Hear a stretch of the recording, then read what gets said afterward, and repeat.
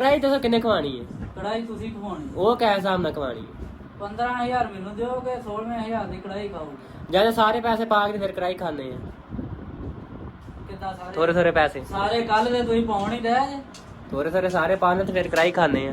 ਆਰੇ ਕੱਲ ਦੇ ਤੁਸੀਂ ਥੋੜੇ ਥੋੜੇ ਪਾਉਣ ਹੀ ਡਿਆ ਜੇ। ਕਿੰਨੇ ਕਿੰਨੇ ਕ ਪਾਉਂਦੇ ਆ? ਵੇਖ ਮੁਸ਼ਤਾਕ ਦਾ ਕੰਮ ਉਹਨੇ ਮੈਂ ਕਿਹਾ ਗੋਸ਼ਤ ਲਈ ਆਈ ਤੇ ਮੈਂ ਤੇ ਰੋਟੀਆਂ ਬਣਵਾਣਾਗਾ। ਮੈਂ ਰੋਟੀਆਂ ਬਣਵਾ ਰਹੀਆਂ ਤੇ ਫਿਰ ਕਾਲ ਕਰ ਦਿੱਤੀ ਆਹੇ ਹੁਣ ਨਹੀਂ ਖਾਣੀ, ਹੁਣ ਤੇ ਭੁੰਡੀਆਂ ਬੜੀਆਂ ਪੈਣੀਆਂ ਦੁਬਾਰਾ ਬਣਾਵਾ।